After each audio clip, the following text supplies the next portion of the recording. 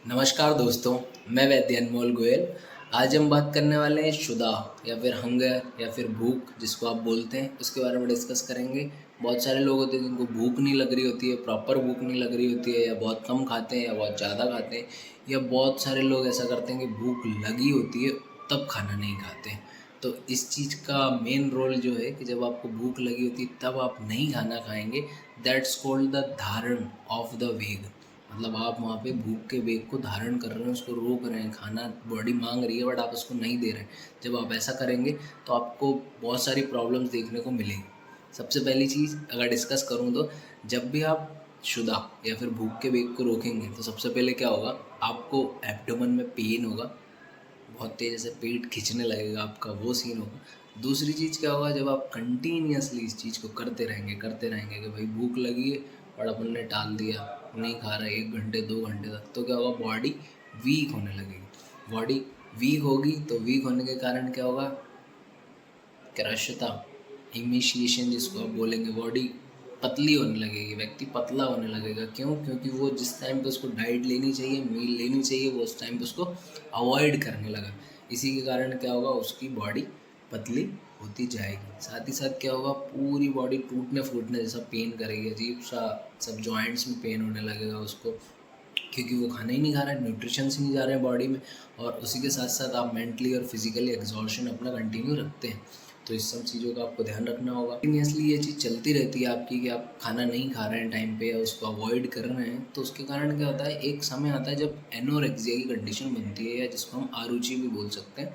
Anorexia मतलब अब आपका खाना खाने का ही मन नहीं करेगा, ऐसी सिचुएशन क्रिएट हो जाती है। तो ध्यान रखिए, जब भूख लगे प्रॉपर शांति से बैठ के खाना खाना चाहिए, उसको अवॉइड ना करें, क्योंकि अवॉइड करने से बहुत सारी दिक्कतें आ सकती हैं। और फ़िलहाल में परेशान है या ऐसा लग रहा है कि भाई भूख नहीं लगती है टाइम पे और बहुत पतला होते जा रहे हैं, तो उन लोगों के लिए कुछ बातें जो मैं बताना चाहूँगा, कुछ सॉल्यूशन है जिसको ध्यान रखना चाहिए आपको। क्या करना है आपको, सिंपल, सबसे पहले तो कम मील लेनी है। लघु आहार मतलब सिंपल, एक एग्जांपल के तौर पे लेते हैं, आपको दलिया खाना है, दैट्स द लघु फूड। उस दलिए में आपने स्निग्ध आहार ऐड करना है, मतलब आपको उसमें घी ऐड करना है। थर्ड थिंग, अल्प मात्रा, मतलब ऐसा नहीं है दलिया खा रहे हैं तो पूरा 2 टाइम की मील हो गई, ऐसा नहीं खाना है आपको। आपको दलिया थोड़ा सा खाना है और उसमें घी ऐड करके खाना है। लास्ट एंड फाइनल थिंग कि आपको दलिया खाना तो है, लेकिन दलिया को ठंडा करके नहीं खाना है। दलिया बना है, उष्ण है, तभी आपको उसका इंटेक करना है। कम मात्रा में लेना है, स्निग्ध लेना है, और दलिया खाना है आपको। दलिया क्योंकि लघु आहार है, जल्दी डाइजेस्ट हो जाएगा, ईज़िली डाइजेस्ट हो जाता है, इसलिए हम दलिया को रिकमेंड कर रहे हैं। और साथ ही साथ उसको गर्म रहे वो तभी खाना है।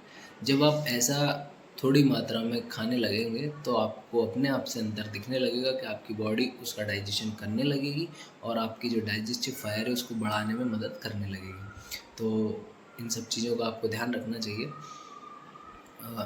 उससे क्या होगा कि जब आप लघु मात्रा में स्निग्ध आहार ले रहे हैं, घी ले रहे हैं, तो वो क्या होगा, आपकी डाइजेस्टिव फायर जो है उसको इन्हांस करेगा, उसको बढ़ाने लगेगा। तो आपको ऑटोमेटिक भूख लगना शुरू हो जाएगी और आप टाइम पे खाना खाने शुरू हो जाएंगे, तो और भी अच्छा काम हो जाएगा। तो ध्यान रखिए इस बात का। अगर आप भी एनोरेक्सिया या फिर भूख से परेशान हैं तो फॉलो कीजिए इस चीज़ को।